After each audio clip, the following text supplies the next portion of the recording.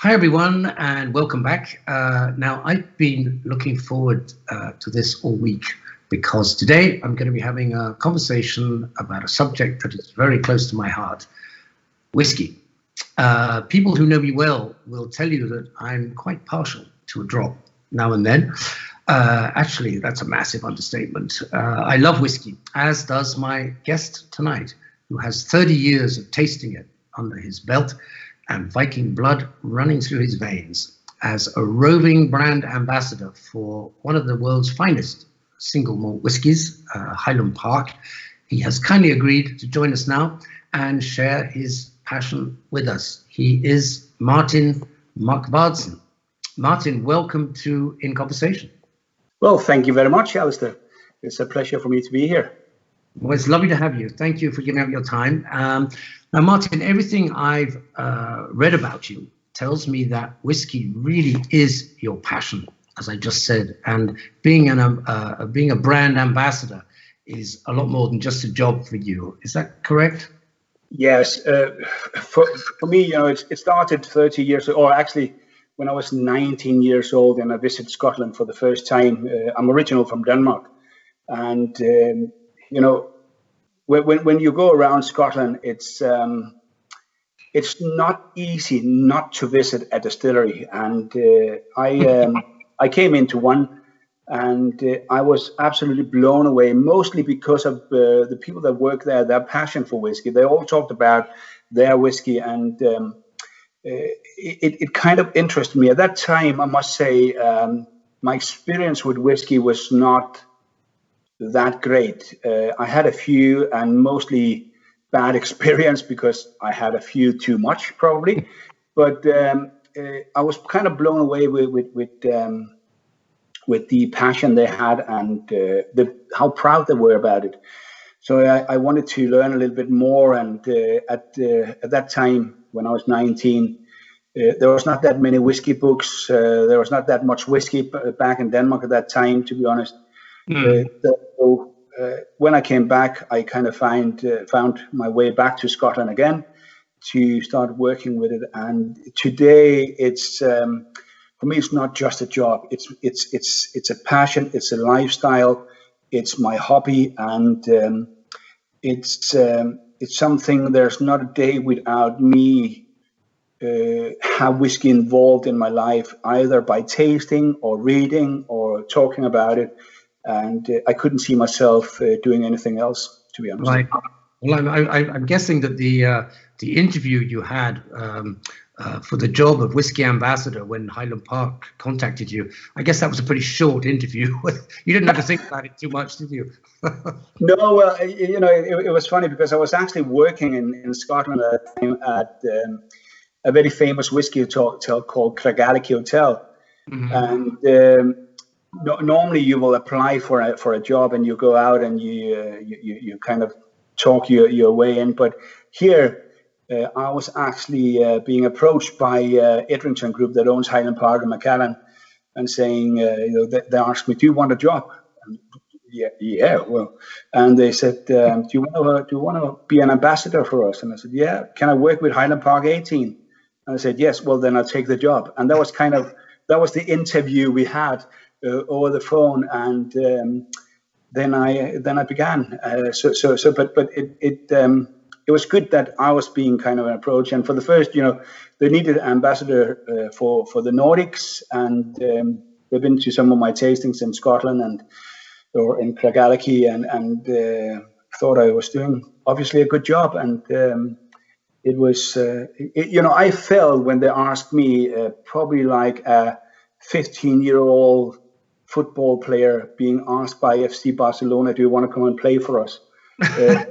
But it was quite a big thing for me, and I felt very lucky to be approached by them.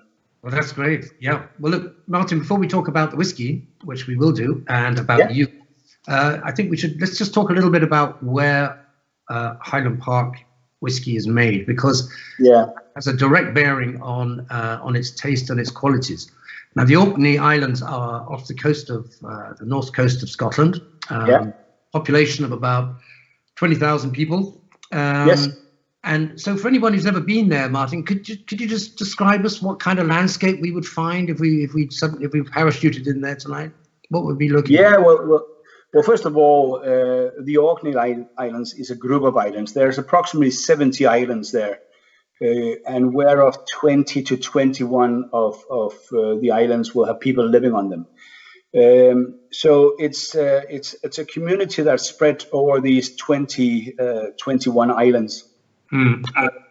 It's a very rough, can we say, landscape when you come up there. There's basically no trees around, very few trees around, lots of cliffs, lots of open landscapes where the wind really can come in. It's a place where it's never really cold and it's never really warm in the sense of when you look at temperatures. But when you take an average temperature during winter in Orkney, you will find that it will be around 2 to 4 degrees. But then, of course, you have the chill factor when the wind comes in from the Atlantic Ocean with 100 miles per hour and just crushes everything. But during summer, for instance, it's never more than 12, 14 degrees. Very rarely can go a little bit higher, but that's the average temperature. So for people that want to find a new place for, go skiing, don't go to Orkney because we very rarely have frost or snow. And for people that want to lie on the beach, don't go to Orkney. You will go home more pale than when you arrived if you lie on the beach for 8 hours. But if you go to Orkney, you should go there to meet the people. You should see the landscape, and especially if you have an interest in history. The history goes way back to the Picts. There's of course the Viking heritage up there, which is just amazing, and it's kind of a good mix between the Norse kind of history, the people there, and of course Scotland. So it's an amazing place to go. And if you make your way around the small islands with the small ferries as well, you see that they're all very, very different and have their own little story to tell. Right. I mean, I went there. I went there once, and I was told that that when the wind stops blowing, everybody falls over. Yeah, because they're always leaning into it. And that's true. It is a windy place. Yeah. Yeah. I love the wind, but it's pretty windy for sure. But it is pretty windy, and that's one of the reasons you won't find any trees, because the trees can't survive. It's also the wind that kind of formed the Orkney Islands over many thousand years, of course. And you have on one side you have the Atlantic Ocean and you have the North Sea on the other side. So it's two seas, two oceans that are really aggressive and where the wind comes blowing in. And if you go to the cliff of Jesnaby and you look out, there's nothing until you reach Canada or Newfoundland or across the sea there. And just imagine the speed the wind can get on that distance to hit Orkney. Yeah. And I don't know why it wants to hit Orkney all the time. We've never done anything bad for anyone. So, but that's what it does. It reach Orkney with a really heavy speed. So. And apparently, I think it's about a third of the population can trace their bloodline directly back to the Vikings. Yeah, it's amazing, and you'll still find people in Orkney or families in Orkney that still name their sons or their daughters after, with Nordic names. But a third can trace their bloodline straight back to the Vikings or the DNA, and there's this beautiful, what we call kind of modern Viking soul going on in Orkney, and if you go into bars and restaurants and so on, you'll see that very much alive as well. But also talking to people up there, they're actually proud of the heritage they have. So it's amazing. And you mentioned it, the fact that there are no trees on the Orkney Islands, it links into the whiskey. That's one of the reasons Highland Park whiskey has the flavour it does. Because yes.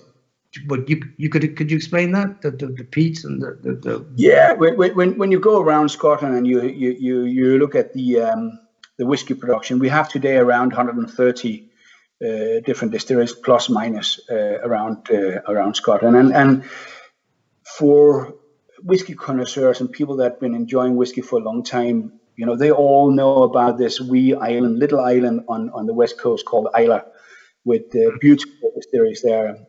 Most of them are using peat from Islay. The peat there is very different compared to the rest of Scotland.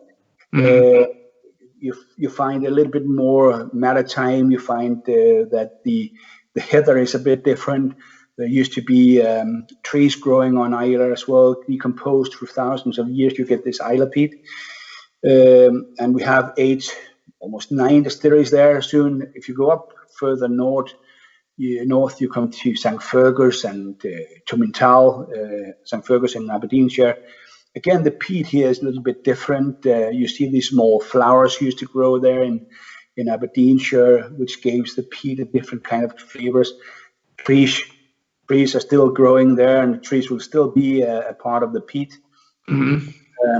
And then you make it up towards the north part of Scotland, and you pass Wick and you go up to John O'Groats. And between Wick and John O'Groats, you can already see there's not that many trees. And then you take the ferry over to Orkney, and you'll basically see everywhere we have peat, and in miles around there will be no trees, which means that when we cut down 3 meters, we actually cut down to about 4,000 years down towards the ground, and back then there was no trees either. So we don't find these traces of wood or trees in our peat. We find heather. We also a little bit above sea level when we come to a peat hill, Hobbister. So we don't find the seaweediness either, which gives us this flavors, which I love from Islay, this iodine medicinal flavor. We don't get that. So okay. What we get from the amount of heather that's in our peat is this beautiful kind of honey sweetness, floral honey sweetness that comes out, and that's a part of the DNA of Highland Park. If you use peat from anywhere else in Scotland, we will change the flavor of our whiskey. So we have to use Orkney peat, and we are the only distillery in the world using Orkney peat, and that's kind of where we stand apart when we look at anyone else. So the peat is essential for us, the Orcadian peat. Definitely. Yeah, that's brilliant. Well, the capital of the Orkney Islands is Kirkwall. Yes. Kirkwall, which is where Highland Park Distillery is. Yeah. But before we get on to the actual process of the whiskey making, here's a pretty simple question for you. Can you just explain the difference between what a single malt is, and is it always better than a blended whiskey? Is that true or false, would you say?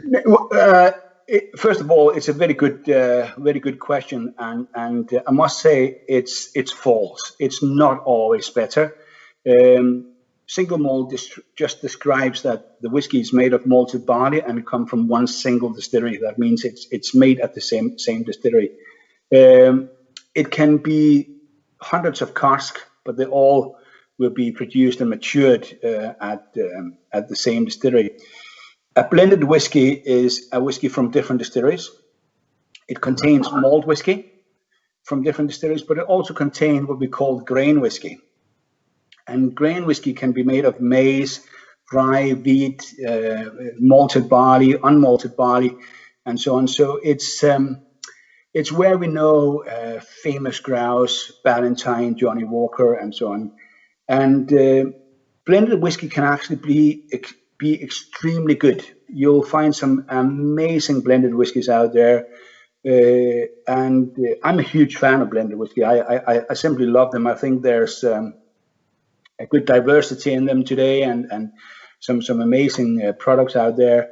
But it seems today that when people start drinking whiskey and they started drinking single malt, they can't go back to blended whiskey, which I think is a huge mistake, because there are so many good blended whiskeys out there. So without blended whiskey, I don't think we would see single malt today, as they are kind of the building stones for blended whiskey, and you have to remember that still today about 80 to 90% of the whiskey sold will be blended whiskey and not single malt. So. Right. Well then, okay. Well, that's you've answered that beautifully, Martin. But here's another question: Is it the case that is older whiskey, the older the better? Is that the case? I mean, is a 25-year-old whiskey better than the 12-year-old whiskey, for example? Not always. We know it will be more expensive, but it's not always better. It all comes down to the cask. You can find an 8-year-old which is simply amazing because the cask has delivered whatever it had inside. But you can also find a 25-year-old or 30-year-old which have been into cask that probably been used either too much or didn't really open up for the flavors and color. But of course, what we are trying to do, not only Highland Park, but I think most distilleries out there, is of course to produce whiskey that's better by the age. But it's not always the case. You will find some really, really amazing younger whiskeys out there. But again, it all comes down to the person that drinks it as well, what they find better. But it's not a rule that you will find older whiskey better than younger whiskey. Not. All right, that's great. Because Highland Park describes its whiskey as the Orkney single malt with a Viking soul. Yes. So Viking soul, is that? Can you just dig down into that a little bit and tell us what is the Viking soul in Highland Park whiskey? How would you describe that, Martin? Yeah, well, as I mentioned before, it's not just a description of Highland Park. It's more or less a description of people in Orkney. We like this craftsmanship, which we still think that Highland Park is a part of. We still do the all kind of it's a dying art, but floor malting is one of the things that we do in our production, which we are very proud of doing.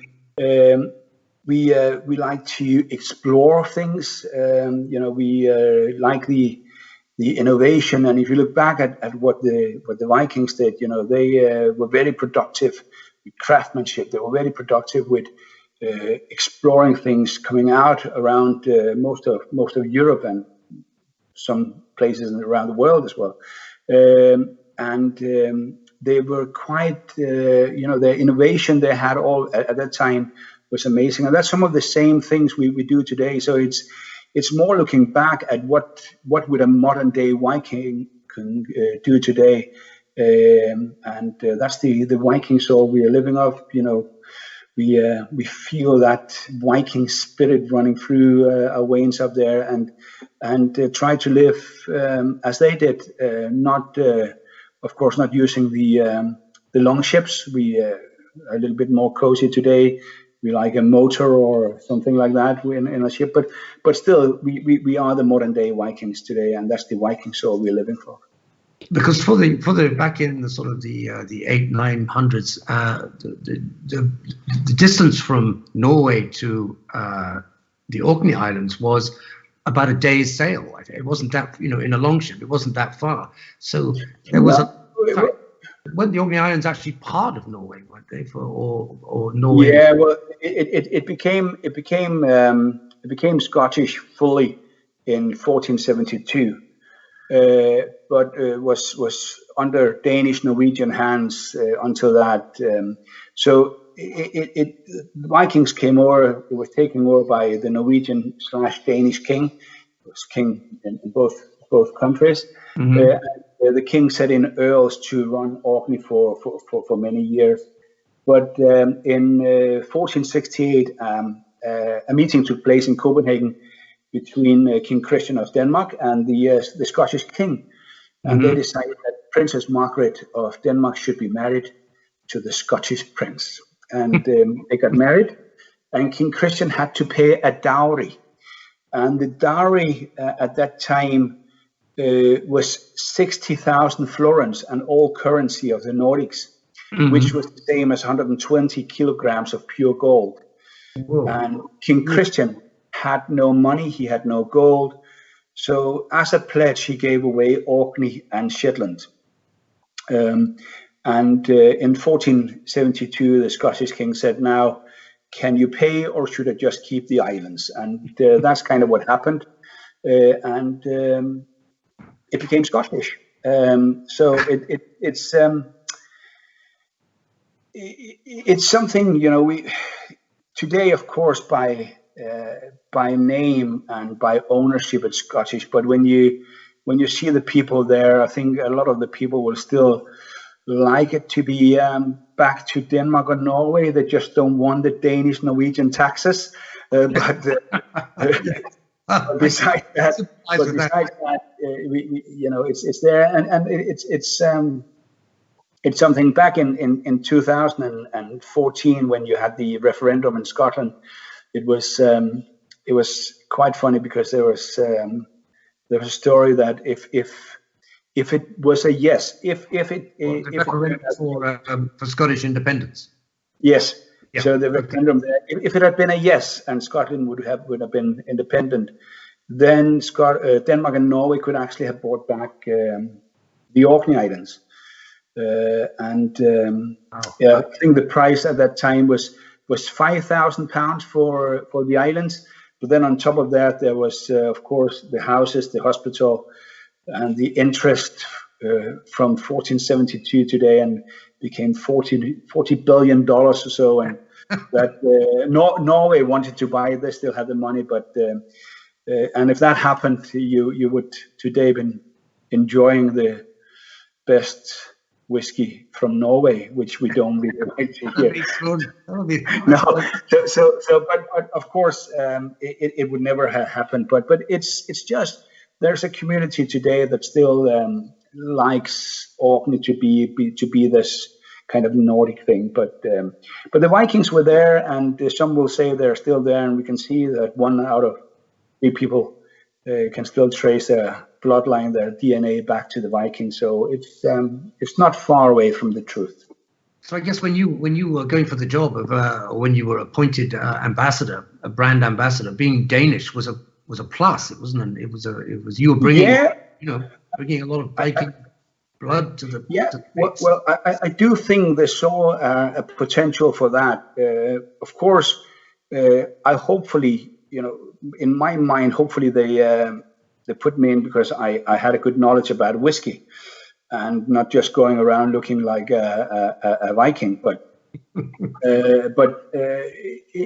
I think it made, and especially today, I think being kind of the face of Highland Park, and being associated, what we do with Vikings on our bottles and the way we talk and name our whiskeys and so on, I think it's a good mix, and I love it. I have a huge passion for the Viking history as well, and talking about that together with a liquid I love as much as I do Highland Park is not the worst job in the world, to be honest. No, so, I don't want to tell you how great I think your job is. I'm going to throw in some questions from time to time, Martin, but I don't think you can't handle here. I got one from Heather in Pompano Beach. I hope I pronounced that correctly. Hi, Heather. She says, where does the word whiskey come from? Is it Scottish or Norse? Well, it's a good question, and it's probably more Irish, Scottish than it's Norse, because it comes from the Gaelic language, which was the word for whiskey back in the old day was Ishgabar, and then that was over the years was made into more kind of drawn together and became the word whiskey. I think it was back in 1751 or so that we see the spelling of whiskey for the first time. So it comes from the Gaelic language, Ishkabar. Yeah, that makes sense. Well, we were talking about the Viking soul of the Highland Park whiskey, and that continues into the beautiful, and I really do think they're beautiful, the bottle design. Yes. It's not a logo, but just the design of the labels on the bottles. You have a little video which will just explain that. If you could pop that up now. My name is Andy Bowman. I was responsible for the design and creation of the Highland Park amulet in 2005. I designed the amulet based on a Norwegian style. That style is the Urnes style, and we're standing here outside the Stavkirk in Urnes in celebration of this fantastic motif carved from pine or fir, probably from the surrounding woodlands. I have just redesigned the Highland Park packaging, including the new embossed glass bottle. And for that project, I decided to once again draw on this influence, the Urnes and the Urnes story. These beasts that we see behind us here represent the struggle of evil against good at the final battle of Ragnarok, which is part of Norse mythology. I didn't copy the motif exactly, but I drew heavily on the key parts of it, which were the Urnes lion and the serpent representing evil.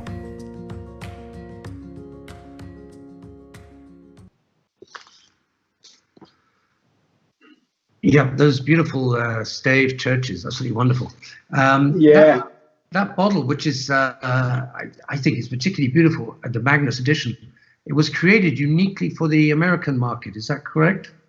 Yeah, the Magnus bottle was, that was for the American market as kind of a good introduction for Highland Park there, made of American oak and American oak sherry cask, actually, to kind of give them a good introduction to Highland Park. And we had some of the drawings on that label as well, but it's an amazing place, and as you saw, Andy Bowman here, a designer of the new bottle and so on, and going up there and see the stave church there in Urnes is simply amazing.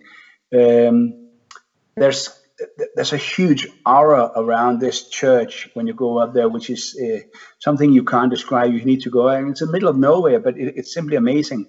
Mm-hmm. And it's under UNESCO since, I think, 1999, the church there, and it describes the battle between good and evil, and what looks like a greyhound dog is a lion, which is kind of associated to Christ fighting against a serpent, which is the evil. And that's something we thought was a pretty good story and a good design, and also to kind of honor the connection between Orkney and Norway. So this is stave church from Norway, Urnes in Norway. So it's an amazing place, absolutely amazing. Right. Yeah, I've seen it, and I absolutely agree with that. It's absolutely wonderful. Yeah. In fact, the amulet that we see on all the Highland Park bottles, you actually have it tattooed over your heart. Yes. Martin, that's what I call commitment. You make me feel I should have the Viking Cruises logo tattooed across my chest. No, it's commitment, but it's more for me. It's more dedication and love to the brand. I can't see myself doing anything else than this, and I'm from day one with Highland Park. I've always been 100% dedicated. I think not only the whiskey, but our story, the people working at Highland Park, the people in Orkney is amazing, and it's something that's extremely close to my heart and will be forever. So. It's good, and I'm just happy I'm not working for Kentucky Fried Chicken, because that would have been awful, or Lidl or something like that, because that would not be the same as a team. But, no, it's about dedication and love for what I'm doing, basically. Oh, that's fantastic. Well, let's wind the clock back a little bit and talk about Magnus Unsen. the founder of, well, the kind of founder of Highland Park, way back in the end of the 1700s, the 18th century. Yeah. Can you tell us who he was and what he was? Yeah, because he was a bit of a naughty guy, wasn't he? Yeah, well, Magnus Jørgensen. First of all, he was quite a clever man. His daytime job was a butcher, or back in those days it was called a fletcher. His kind of Nebengeschäft, his nighttime job was as a smuggler, illicit distiller, but he also had another job every Sunday because he was working as a beadle in the church. So he was not a priest or a minister. He was a man that would help out in the church. So when you entered the church, he would help you to your seats. He would give you the Bible or the songbook. He would be the man that would step out and help the minister by saying, please raise or sit, or thou shalt not kill, thou shalt not steal. And then probably at the end he would say, thou shalt not make whiskey because that's illegal. And people kind of believed him because he was a man of the church. Mm-hmm. But Magnus had a different agenda because he was not working for the church because he believed in God. Magnus believed in whiskey, and the church was an absolutely amazing hiding place for his whiskey. You have to see it this way. Back in 1798, whiskey was also called the devil's dram. And what better place to hide the devil's dram than in the church? And that's what Magnus did. So he took it into these small jugs or casks, and he hid it under the pulpit of the church, holes in the walls, old coffins, and all these kind of things. And he made it through the years until he got caught back in 1798. And that's where he actually got the first license to produce Highland Park. He then later refused to pay it and was caught again later on in 1816. But Magnus, he was a clever man and quite an infamous person in those days, working his way around Orkney and the far north of Scotland. Well, it's lovely that you brought out an expression of whiskey to honour him, the Magnus. But we fantastic. At the distillery as well, we have the Magnus Jørgensen room because we like his story and looking back where the distillery are located today, placed today, was where Magnus actually had his little bothy and where he produced his whiskey back in those days. And when Highland Park started growing, we were still using the same spring, Kadimaki spring. Now today we're using another kind of sort of water, but Kadimaki spring was used until very few years ago.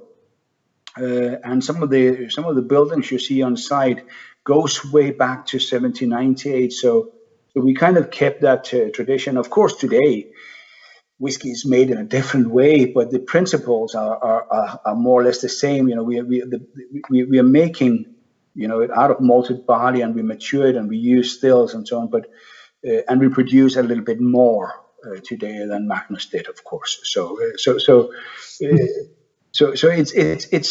kind of the same. I would reckon back in 1798, there was not much flavor they got from the cask. It was more with herbs and honey added to it to give it flavors at that time. But still, he produced a beautiful whiskey, and he was mentioned in a lot of books back then. And the first real good, huge whiskey books was the Distilleries of the United Kingdom by Alfred Bernard, which was made back in the 1880s, and tell some beautiful stories about Magnus as well. So it's definitely a man we like to honor for making Highland Park back in those days and established our distilleries, which we very proudly tell you on our bottles and our boxes. We probably should have said got caught, because that's what happened in 1798, but we call it established. Yeah, we'll go with that. We'll go with established. Yeah. We're going to talk a little bit about, because I think it'd be good to clear up just a little bit about how about the process of whiskey making. But just before we do that, I've got to say there's one fact reading your bio that jumps out, and that's that you were Danish boxing champion. That's a great thing to be. Yeah. Oh my God, that's an old picture. But yeah, I was boxing champion 2 times, and and had a lot of international fights as well. And today I'm coaching. Wow. I'm taking care of some of the new talents in boxing and doing very well with that. And so it's one of these things that I've always had my passion as well, and where I kind of try to keep in shape when I'm not traveling around the world, and I'm trying to train and coaching the new talents, and it's an amazing sport, and it gave me a lot of things as well back then, visiting other countries, boxing as a young kid, and later on a little bit older, I was coaching some of the professionals here in Denmark as well, and today in a club near my home where we have quite a good talented guys there, which is good. So something that have my passion as well is boxing. Yeah. Good for you. Good for you. Take us just a little bit. So just take us through, because I think a lot of people will be obviously familiar with whiskey, but maybe not so familiar with the process, the production process, because it can be quite confusing. But it's not that complicated either. I mean, it starts with barley. Is that right? Yeah. Well, so for all the single malt distillers in Scotland, we start with barley either at the distillery or at a malting. So you have the barley. For Highland Park and a few others like Lafroig, Bowmore, Springbank, Balvenie, and so on, we get the barley in, and then we steep it into water for approximately 2.5 days. That means we put it into our spring water for 2.5 days.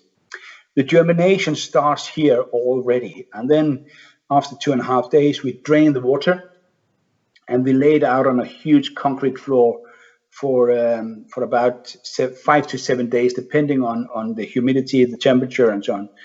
But for the next 5 to 7 days, the germination starts, and you see all the small sprouts coming out. And basically, in the old days, you could see it was ready if you broke it into two, and you could use it as charcoal on the wall, and you could write with it. That's where the starch kind of went into the malt, into the sugar we needed. So if we leave it on the floor after that, it will start growing into a straw, just like in the nature. So we have to stop the germination. And this is where we kind of, for the first process here, we add the smoke, because we move this bar, or what we now call green malt at this stage, to a metal floor with lots of holes in it. And underneath that floor, we have what we call a kiln, which is basically a huge oven, a huge fireplace. Right. And the first stage here is where we fire up with peat, our local peat. And the peat will be a little bit wet. So when we start firing up, it will turn into smoke. And that smoke goes up through a green mold. And because the green mold is a little bit wet, there's easy access for the smoke to go all the way through into what used to be starch, which is now the malt. To stop that, or when it's ready there, we change from the peat into coke or coal to dry it completely. We then take it through a mill where we crush it to something we call grist, which is the mix between everything from the barley, but basically it's the flour that comes out here. Then we add hot water to it to extract the sugar. We then take the sugary water here and add yeast to it. The yeast will start eating the sugar, and over the next 50 to 60, sometimes even longer, it will convert into alcohol, basically a strong beer, approximately 8 to 9% alcohol. Right. Then we take that, we take this beer, we take it into our wash still, which is the first distillation, distill it up to approximately 25, 28%. Take that spirit into our spirit stills, which are normally a little bit smaller, distill it again, which takes it up to approximately 70% alcohol. And after that, it has to go into our oak cask. So until this stage, we are actually just producing a liquid that's clear as water, which is called new make spirit, like this, completely clear as water. And we put it into our oak cask. And then over the next period of time, it will change the color, it will change its flavor to what we like. And for whiskey, it has to be in the oak cask for at least 3 years before we could call it whiskey. Before that, it's still just British plain spirit. But after 3 years in an oak cask, we can call it whiskey. So if you were to drink that plain spirit, what would it taste like? Is it drinkable, or is it? No, well, the funny thing when you go around Scotland, all the new make spirit, the British plain spirit, or so will have different kind of flavors depending on barley they're using, depending on the peat they're using, depending on the shape and size of the stills. Kind of a golden rule. The taller the stills are, the less oily it will be. If it's small, kind of bumpy stills, then you will find a little bit more oily spirit. So every step here, the type of yeast you're using, every step in the production is where you find the diversity in the distilleries. So what you find in the new make spirit is basically the distillery character. And if you can keep that distillery character going through the maturation for the next 12, 15, 20, or even 50 years, then you have a really, really nice product and some casks that can deliver that as well. So at what point in the process are you actually tasting something? Or after 3 years? Yeah, well, first of all, our whiskey maker, Gordon Motion, he will taste the new make spirit just to see if it has the quality it should have before we put it into cask. There's a lot of factors that could go wrong. It could be the water, it could be the yeast, it could be the peat. So there's a lot of things here that can make the new make spirit out of quality, and that's where he plays a role. He needs to control that is good. We do have some people at the distillery as well, because Gordon is based down in Glasgow, so we do have some trained people at the distillery that can control it as well. So that's the first time. Then we put it into cask, and then there will be regular tests of the cask over the years. But basically, the first real test of the cask is where Gordon, he needs it for, let's say, a 12-year-old like this. Then he asked the guys at the distillery, put some samples, ready for me, send them down to Glasgow. They all need to be at least 12 years old because we need to make another batch. And that's kind of where the first test goes. And here, already here, there will be some casks that will not be good enough, which will be rejected or whatever. But otherwise, that's where he select the cask that will go into 12-year-old or further maturation or to special editions and so on. Okay. Well, there's talking of which, there's a really good a really good question come in from Ross in New Braunfels. Hi, Ross. Ross says, "What makes some whiskey smoky in taste?" Now, yeah. This is a question I could ask myself, because I think, when we read about the flavors in whiskey, we often there are often references to the peatiness and to the smokiness. Yes, two separate things, and yet part of that process of the stopping the germination of the barley is the burning of the peat. So, is that putting smokiness in or peatiness or? Yeah, well, basically, it's both, but there's a big difference depending on the amount of peat you're using, the burning hours of the peat, of course, where the peat comes from. So sometimes you will find a whiskey to be much more smoky than it will be peaty. Mostly when we talk about it, it's the same thing, but there's a big difference when we talk about it technically. So whiskey will normally be a little bit more earthy in the flavor. So you'll taste the peat, where a smoky whiskey would be more like a bonfire on the beach and so on. But it comes from the same thing. It comes from the peat we're burning to create the smoke to give it in. It's just the amount of peating hours, the different types of peat, the amount of peat, of course, and so on, and of course a little bit up to the whiskies that are being made. But you have to look at it this way. We talk about a bit over a handful of distilleries today that are malting their own barley, as I mentioned before, Highland Park, Springbank, etc. And the rest will get the malt from these big maltings.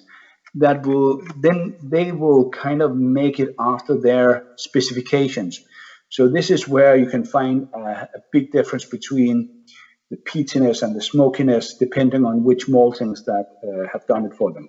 So there are differences, but normally when we talk about it, peatiness and smokiness means more or less the same, and it comes from the same process where we're drying the green malt, turning into malt.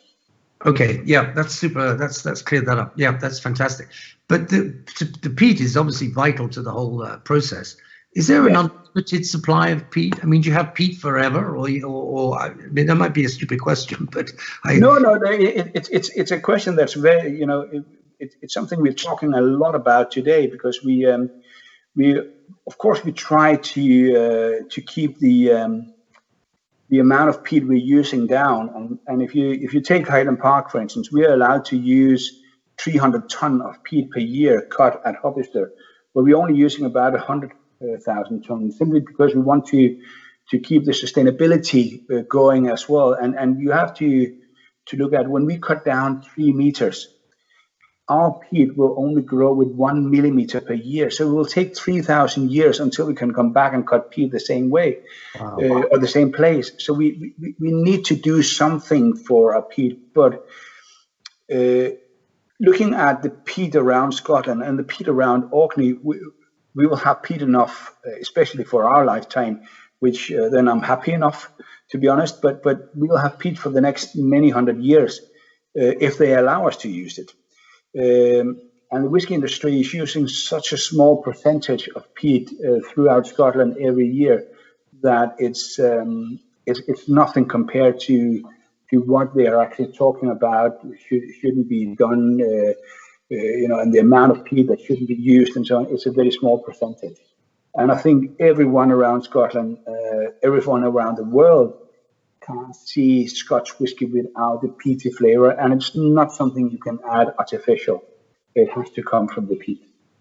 That's good. But does that mean that that is the kind of uniqueness of Scottish whiskey, is the peat element? I mean, does Japanese whiskey taste of peat? I've never tried. You definitely can get Japanese whiskey that's very peaty and very smoky, and some of the Japanese whiskey gets the peat from Scotland sent over there. The same with Ireland. Some of the Irish whiskey that is now peated. Ireland used to be unpeated completely, but today they make some beautiful peated whiskey, and some of them are made on peat from Scotland. So it's, I would say, today when you look at the whiskey around the world, Scotch whiskey is where you find the smoky whiskey. But that said, there are some amazing Japanese whiskies that have the peatiness and the smokiness. You will find some amazing whiskies here in the Nordics as well, which have the peatiness and the smokiness made of local peat. So it's not something today that's unique for Scotland. But back in the days, I would say yes, it was for Scotland. Yeah. Thank you. That's excellent. Scott in Grapevine, hi Scott, says, does Highland Park add caramel to the product? Hi Scott. Well, it's a good question, and thank you very much for asking that. No, Highland Park is 100% natural color. We are owned by a Scottish company. Caramel costs money, so we don't use it. I'm probably getting spanked for saying that, but we like to rely on the natural color from our cask. That's why we invest a lot of money every year in the best cask we can get hold of to get us the natural color for the cask. So we don't use caramel. We don't use what's called E150A in our whiskey. Everything is natural. That's good to know. That's good to know. I'm curious to know just a little bit, or to ask you, because this is a real privilege to have you here, just a little bit more about the importance of the casks. I think that can be a confusion, well, not a confusion, but something that maybe is not fully understood by a lot of people.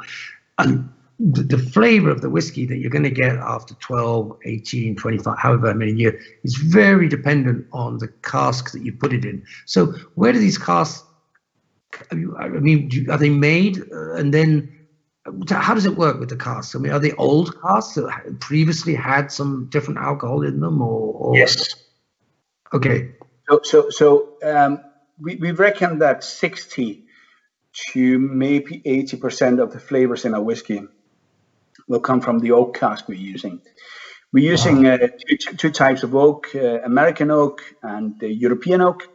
So American oak is also called Quercus alba and Quercus rubor for the European oak.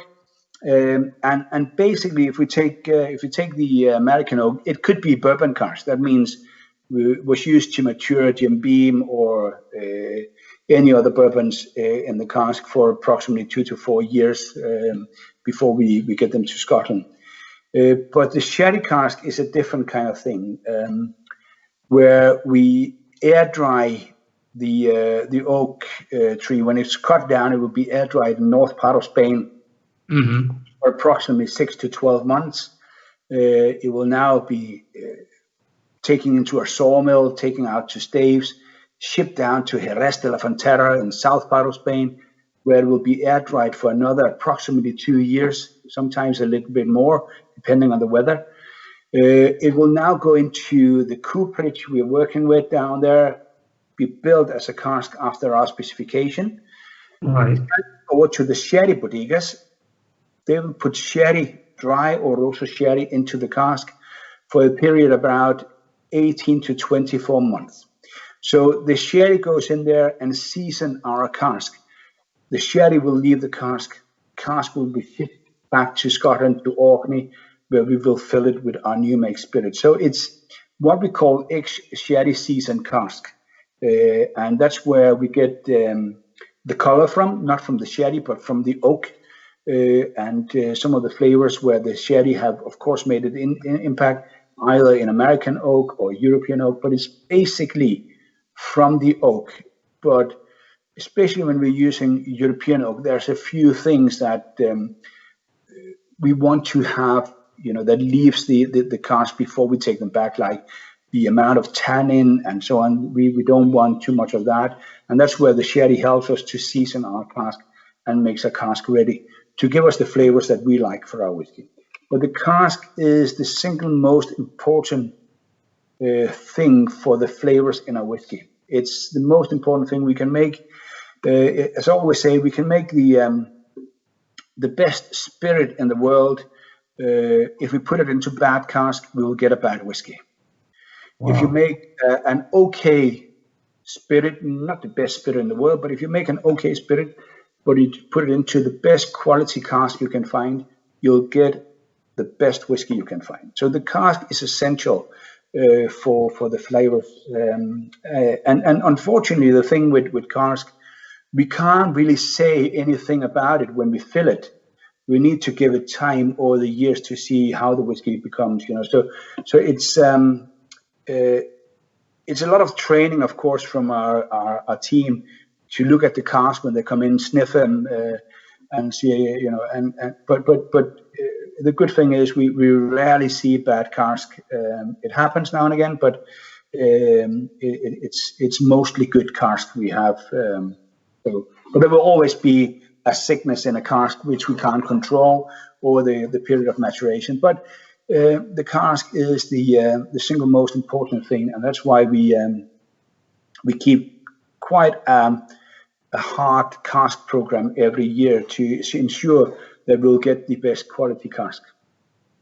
Wow, that's amazing. Yeah, I mean, I knew the cask was important, but you've really made it clear just how important the cask is. mean, is that a job? A cask master? Is there such a thing as a cask master?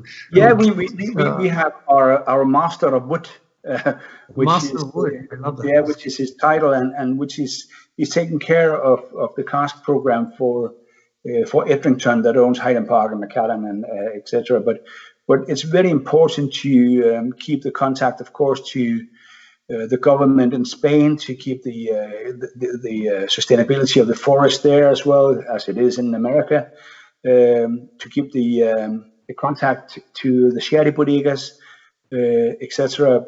So it's a business on its own. And if you look at the sherry business today, if you go back 30, 40 years, every home around Great Britain or in Europe would have a bottle of sherry. That's not the case today.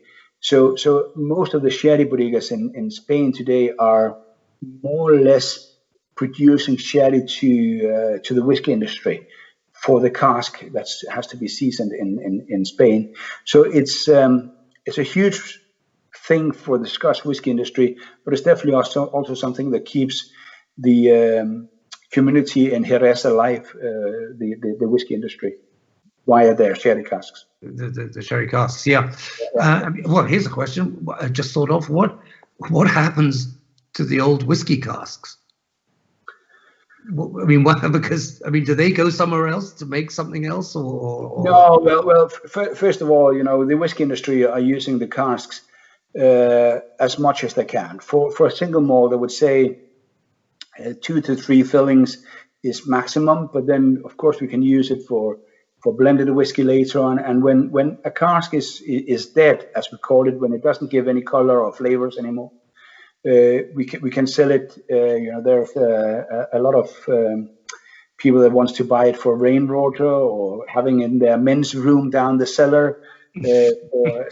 So and some of them will be chipped up for fire as well.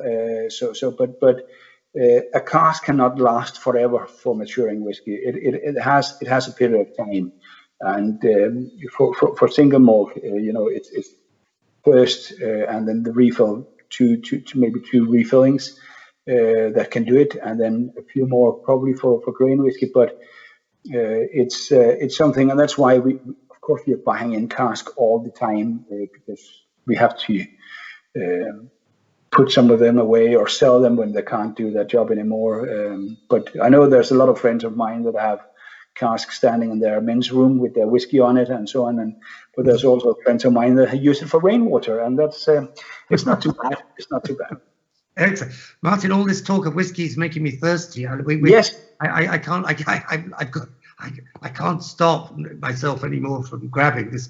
I've got 2 bottles, so we're going to do a little tasting now. I have a Highland Park 18 and a Highland Park 12. Yes. But before we get on to I'm going to make this quick. Before we talk about the whiskey itself, what kind of glass should one be drinking whiskey out of as a rule? I mean, I have what I call a Glencairn, which is like this. Yes, and that's an amazing glass. That's correct glass, isn't it? Yes, I would say I have one here as well. One thing that we need to make clear, Alastair, is that there is no right or wrong in how you drink whiskey. Okay. So you have to choose your glass which you prefer. I have a few. There's one that was just on the picture like this. We have what we call a tumbler glass like this, which is kind of like a chimney. Appears right away. What I do like the most is either a Copito glass like this, which we have in our laboratory in Glasgow as well, or like this. But again, offer blind tasting, the blue glass. Oh, I love that. That's beautiful. Yeah, but there's no right or wrong. I will say though, if you are one of the people that likes to make tasting notes and describe your whiskey, then go for glasses like this. If you just want to have a dram at home with an ice cube or with a splash of water, go for the but again, as I said before, there's no right or wrong. when people buy a whiskey, it's up to them to enjoy it the way they like. I can't tell them. I can advise them, but I can't tell them what to do. So if they want to use it in cocktails, they want to use it with an ice cube, with water. Coca-Cola, whatever. It's up to them. But I like to drink my whiskey neat or with a splash of water. And depending on what whiskey it is, what time of day it is, my mood and everything. So it all makes a difference. But this is the first one here is a 12-year-old, which I showed you before. Which order are we going to taste? Which one should I open first? The 12-year-old? The 12-year-old, yeah. Oh, okay. God, this is so exciting. Here we go. So the computer glass like this is good because you don't really have to put your hands on the glass, or the Glencairn glass, which you have there. Let's use that. So we have the same type of glass. Mm-hmm. So the color, now we know Highland Park is natural color. Then the color can always give you kind of an idea, not 100%, but can give you an idea of what type of cask that might have been used for the maturation. Sorry. Okay. So when you look at this is kind of amber. Yeah, very yellow. Very yellow. And that tells us a little bit that there might be some sherry cask, maybe even some European oak in this one. The next thing I want you to do is to use your nose. And again, there's no right or wrong, but you always have to remember that this is at least 40% alcohol. So you need your nose to get used to it. And take it slowly up to your nose. Open your mouth a bit. And that's the first impression of the whiskey you get there. Mm. You have to remember, you can smell at least 32 different things, but you can only taste 4. So your nose is the most important tool to make the descriptions of the whiskey. So it's time to taste. And see, when I started or began my career almost 30 years ago, my mentor at that time, he said, you need to show whiskey respect. So if it's 12 years old, keep the whiskey in your mouth for 12 seconds. I love that. If it's 18 years old, 18 seconds, and so on. And I followed that rule for many years until we released a 64-year-old. I couldn't feel my mouth for a week. So I recommend around 10 seconds where you let it go all around your mouth, through the palate, through your tongue, and see what happens. So let's try. Mm.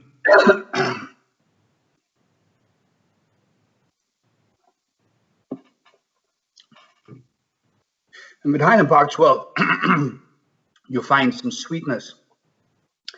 There's a beautiful kind of dry fruity note coming out.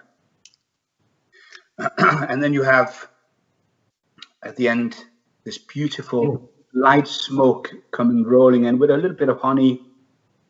I definitely get sweetness for sure. Yeah. No, that's delicious. I mean, I do as a whiskey drinker myself. I normally would cut it with a little water. I usually put a little water in just because it makes it easier to drink. I think. I mean, that really good. And that's what that's what I do. I normally just give it a wee splash. Yeah. Okay. Just to break the surface. And what happens here is you actually, by adding water to it, you actually warm up the oils a little bit. Aha. To break them from the alcohol and then open up for the flavors. So I'm not saying the whiskey is getting better, but it's easier for you to kind of identify the different notes in it. So easier to smell or nose and easier to taste. See, I really prefer it that way. Yeah. I just think it more. Yeah. And what is I'm going to let you into a secret. My personal favorite pairing of whiskey with food is with this. Yes, haggis, beautiful. Haggis. Yes.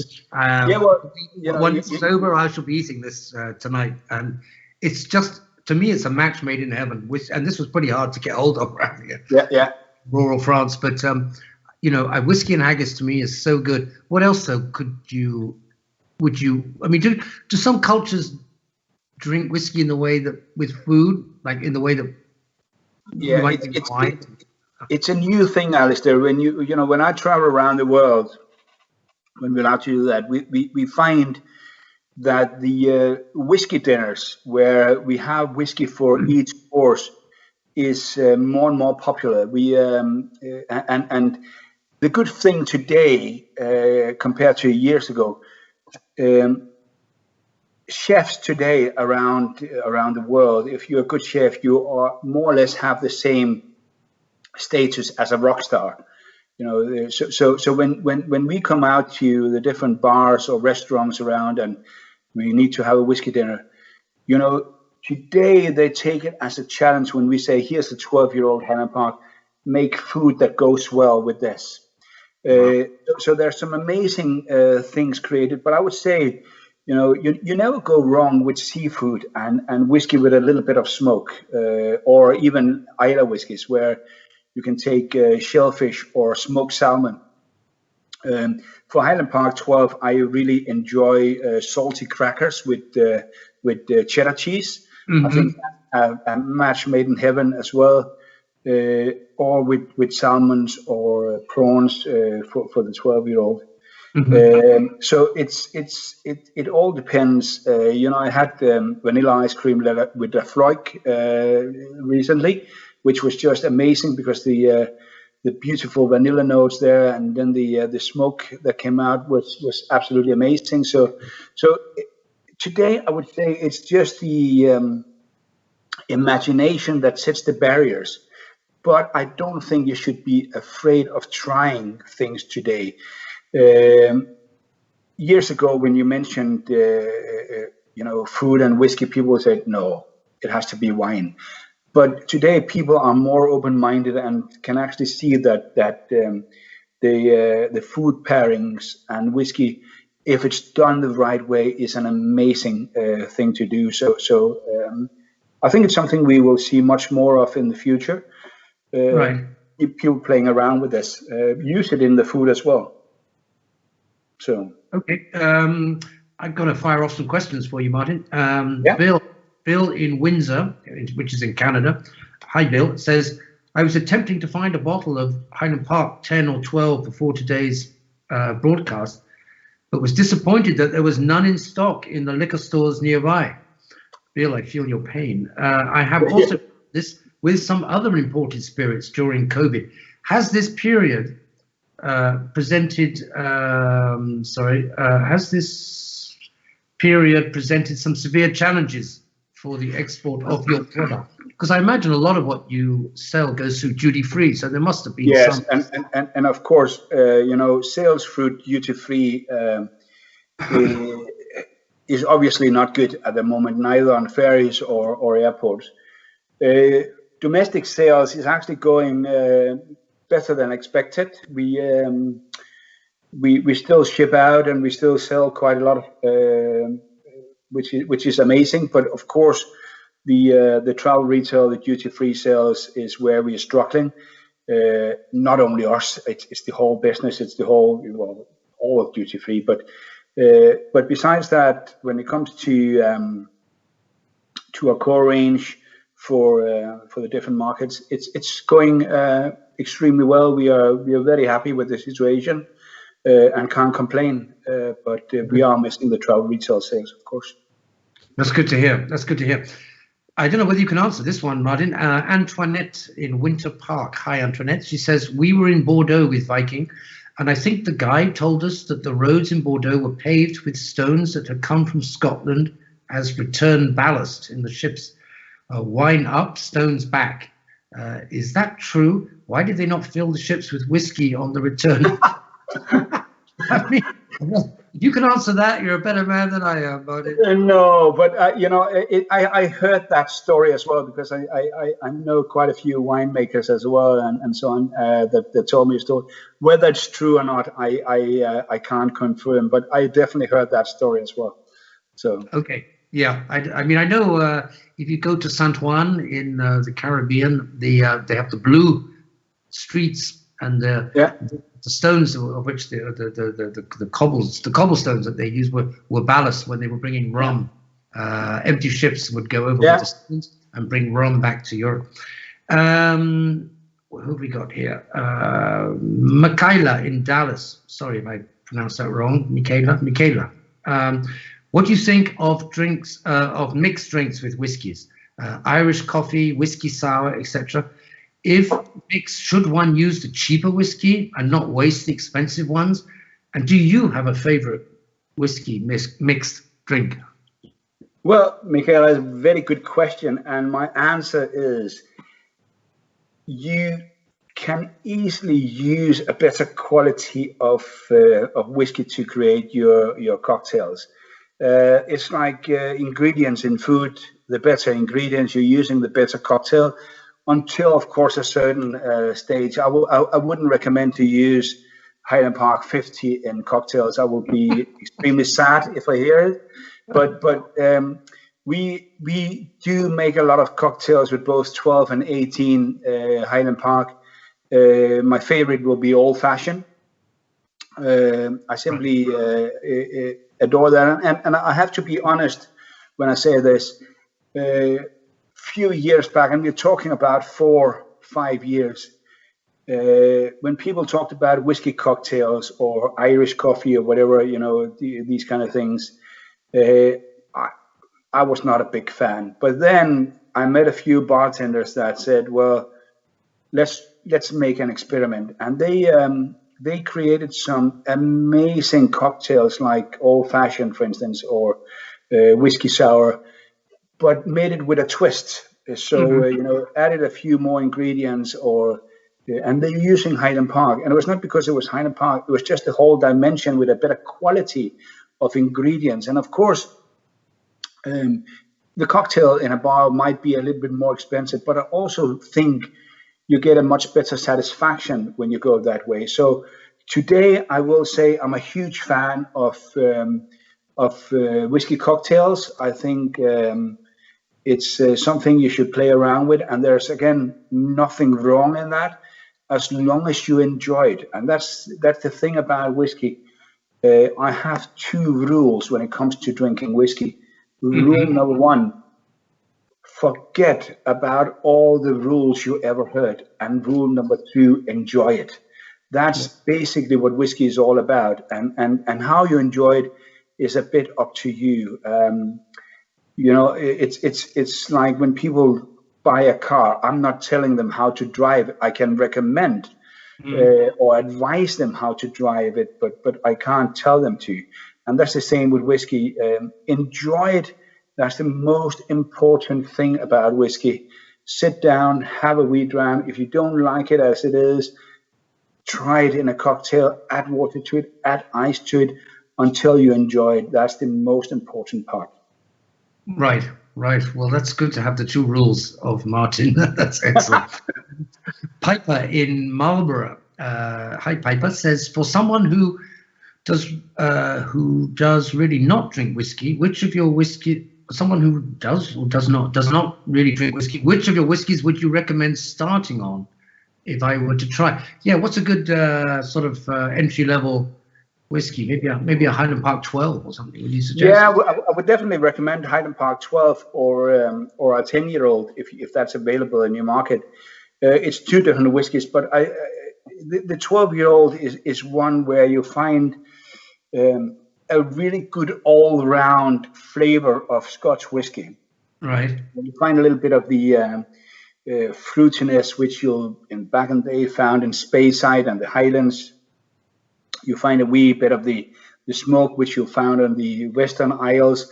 You find its own unique character from Orkney, but it's also a little bit of this mildness and feminine flavors you found in the lowlands, which is here. So I think Highland Park 12 is a very good starting point.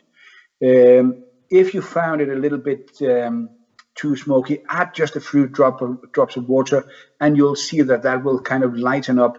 It will change and be a little bit to a lighter, spicy side. But it's definitely a good introduction to not only to Highland Park, but a really good introduction to the single malt world. Yeah, probably not a good idea to start with the really peaty, smoky stuff. That's an acquired taste.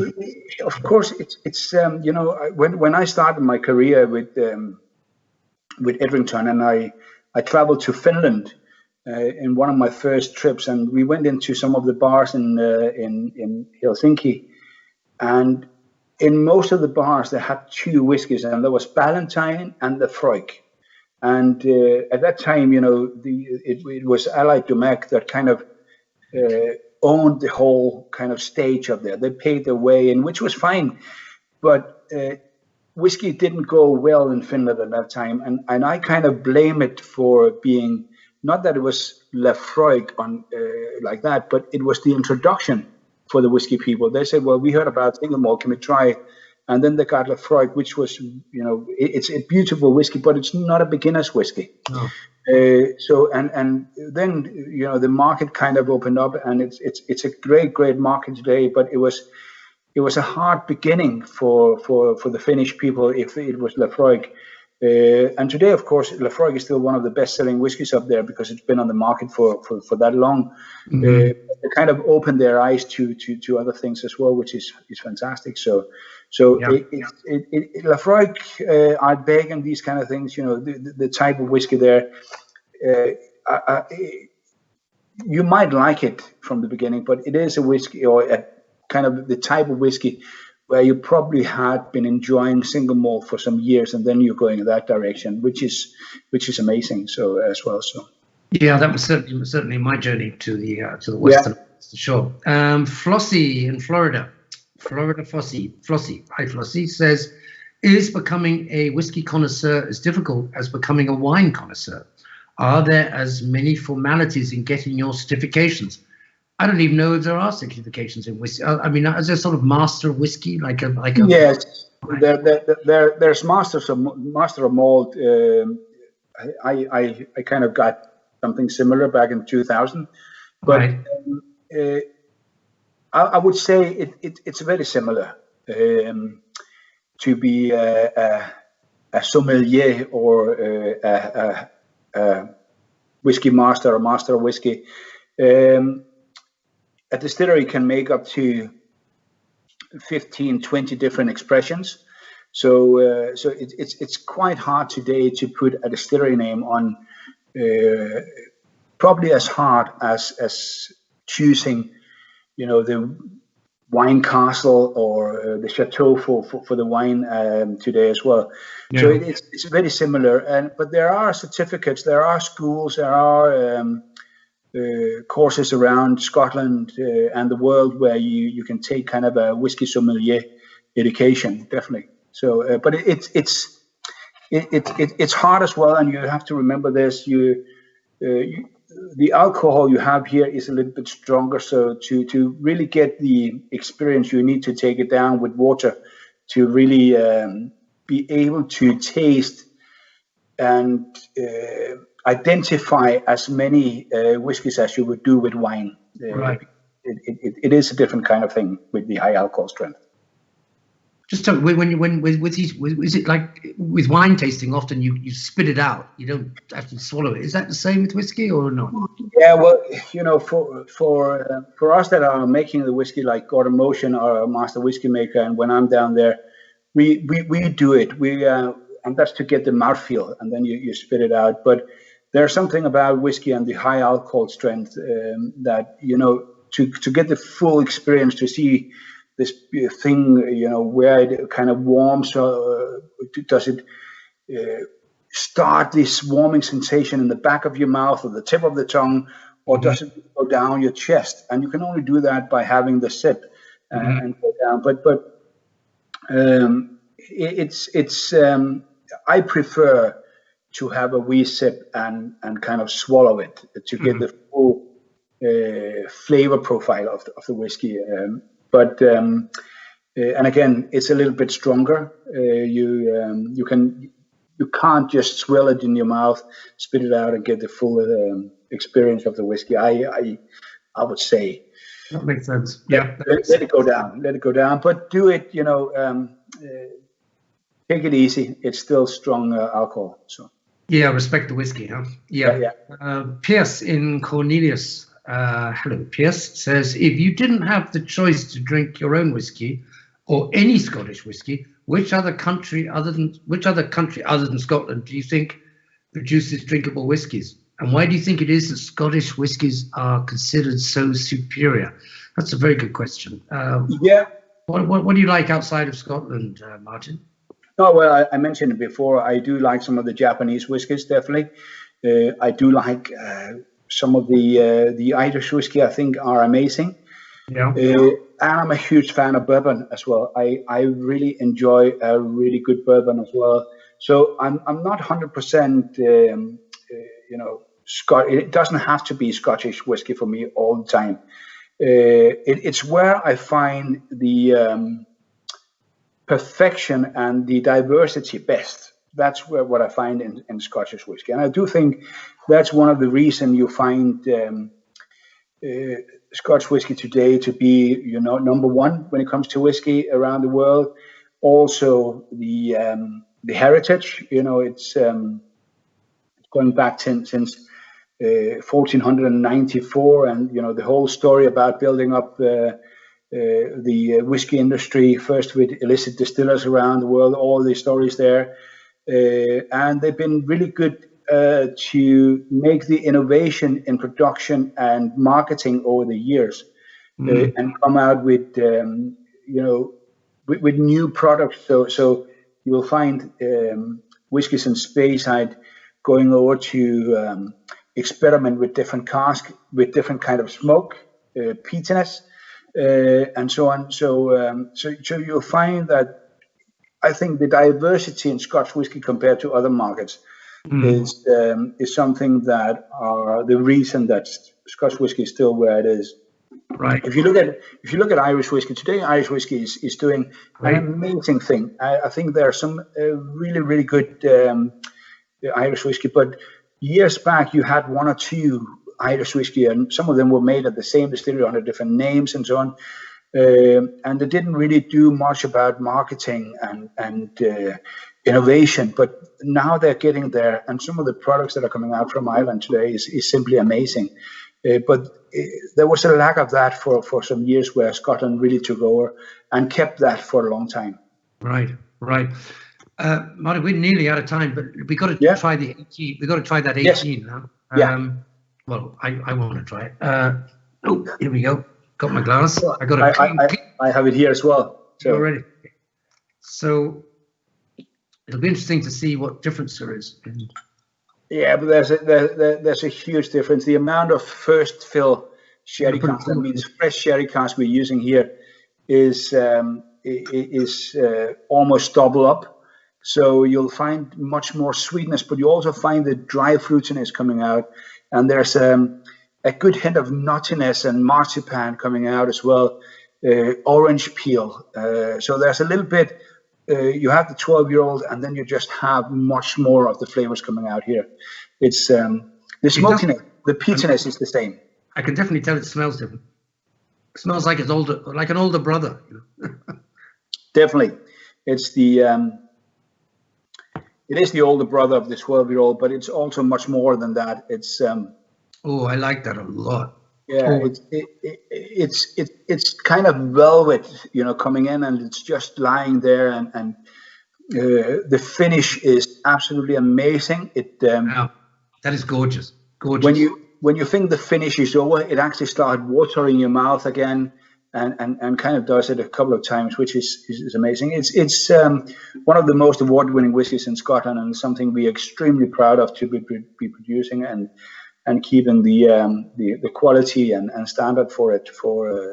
And again, it's the benefit of having a master blender like Gordon Motion that can do that.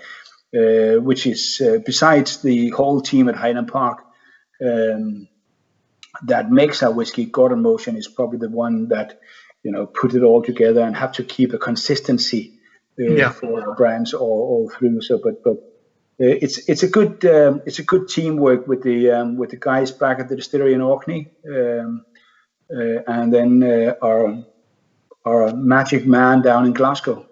So a good team making good whiskey. Yeah. Yes. That 18 is delicious, really delicious. Yeah. The 12 is good, but it's it's another level. Yeah, it's great. Yeah, it is. Martin, I've been told we have some journalists watching us tonight. Yes. So a big shout out to Sam Ballard in London, Dave Monk in Surrey, Casey Morgan in Cardiff, and Adam Coulter in London. Cheers to you, or as we say in Scotland, sláinte. Or as we say in Orkney, skål. Or skål. Do you say skål in Orkney? Wow. Yeah, well, it's a Nordic saying. We say skål. Yeah. It goes back to the Vikings. When they defeated their enemy, they took the head and drank from the skull. So that's how we drink it. So it's something I do on a regular basis, Martin. Yeah. No, but we say skål, and it's the same, mean the same. I never knew that. That's great to know that. So skål to all our journalist friends, and of course to everyone else who's watching, and particularly to our friends in the USA on what is a pretty big day for you. Good luck with it. And Martin, how can I thank you? I mean, you've taught me, I thought I knew a bit about whiskey, but you've taught me a whole lot more tonight. So thank you so much. Well, thank you for having me. It was a pleasure. No, it's been great. Is it true you're bringing out a 63% whiskey? Yes, we have a new cask strength here, which is just being launched. It's the Highland Park cask strength, 63.3% alcohol. Whoa!